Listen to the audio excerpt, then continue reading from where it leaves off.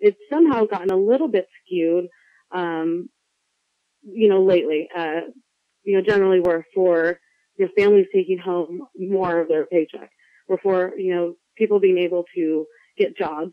And sometimes that kind of gets lost in the message where, in order for people to have jobs, that you have to allow business to do business.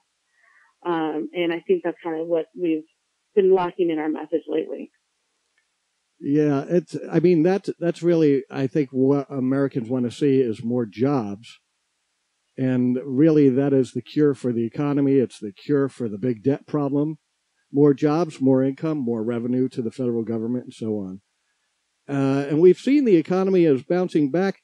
We have a stat on our website. The stock market grew over the 85% over the past 4 years under Barack Obama. That's a bigger growth rate than under Ronald Reagan or George W. or even Bill Clinton. So companies are making money again. They're just not hiring back again. And that's the real sticking point, I think. And I think most people do want to see more jobs. How do you motivate people to hire people back, even if they're doing better? I think there's kind of been and I believe you that they've been increasing in, and companies bringing in money and things like that. But I think there's still this fear that the government is going to continue to go after, in particular business, for revenue. And we're not kind of in the clear yet on that. We have a lot of spending that the president has imposed and is looking for. And, I don't think that the business climate is that great, even if they are doing better financially. Is that rational, though, to run a business on fear and not on facts? To sit on trillions of dollars in overseas accounts and not reinvest it in your country because of a fear?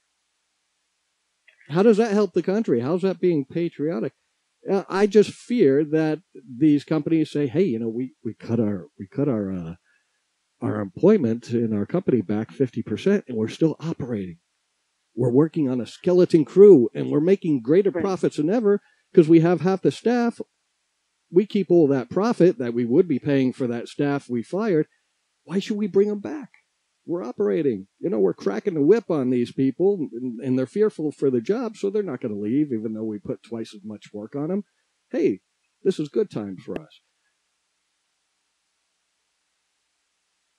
Yeah, no, I mean, that makes a lot of sense to me. Yeah. And I think that's what kind of businesses are finding, is that maybe they were employing too many people. Well, not too many. They're just making the people that they kept work twice as hard for the same amount of money, and they're afraid to speak up or leave because they're fearful they won't get a job. So they have them cornered in. So instead of saying, "Hey, we could bring these people back now, we're doing better," they rather keep the profit and keep the skeleton crew and keep the whip on their back.